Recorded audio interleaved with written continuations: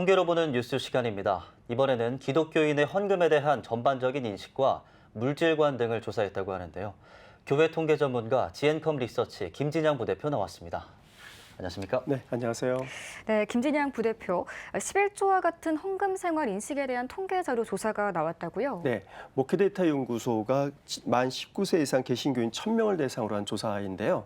이 조사 결과를 보면 진정한 신자라면 11조를 내야 한다 이런 질문에 대해서 26%는 동의하지 않았지만 매우 동의하고 약간 동의한 합한 69%의 성도들은 동의를 하고 있습니다. 그러니까 11조에 굉장히 긍정적인 태도를 보이고 있죠. 네, 이런 인식을 갖고 있다 보니까 11조를 하는지를 물어봤더니 64%가 11조를 하고 있다고 그러거든요. 근데 이 중에는 수입이 없는 분들도 포함되어 있기 때문에 11조 하고 있다는 64%의 비율은 굉장히 양호한 그런 수치가 아닌가 생각합니다. 네, 그렇다면 평소가 아니라 경제적으로 어려울 때 헌금에 대한 인식 조사는 어땠나요?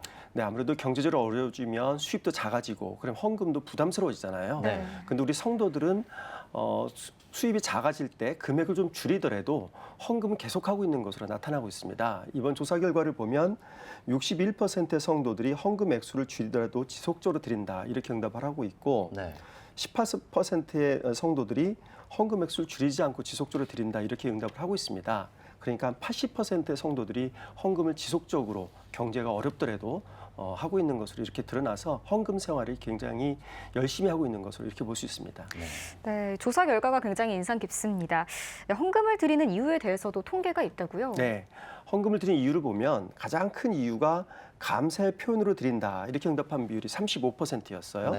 그리고 성경 말씀에 순종하기 위해 29%, 교인으로서 의무를 다하기 위해가 15%였어요. 그러니까 이 세 개는 결국 어떤 의미냐면 하나님이 나를 보호하시고 인도하시는 것에 대해서 마땅하게 드려야 된다. 이런 이제 성도로서의 어떤 마땅히 드려야 될 것으로 생각하는 거죠. 재밌는 거는 헌금을 하는 만큼 복을 받을 것이다. 이런 어떤 기복적 사상 때문에 헌금을 드린다는 비율은 5%밖에 되지 않아요. 네, 거의 이제 건전한 그런 헌금 의식을 갖고 있는 거죠. 네, 그렇군요. 이 헌금을 드리는 이유의 가장 큰 점이 바로 감사의 표현이라는 점이 인상 깊습니다. 그렇다면 이 헌금 생활에서 부정적인 모습이 있을까요?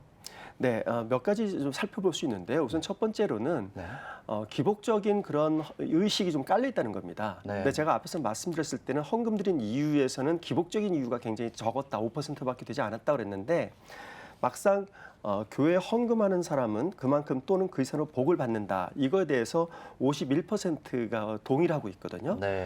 그러니까 우리가 헌금 드리는 건 감사하는 마음이 있지만 그 밑바닥 속에 보면 그것으로 인해서 내가 복을 받는다는 이런 기복적인 생각들이 약간 깔려 있는 것을 보여줘요.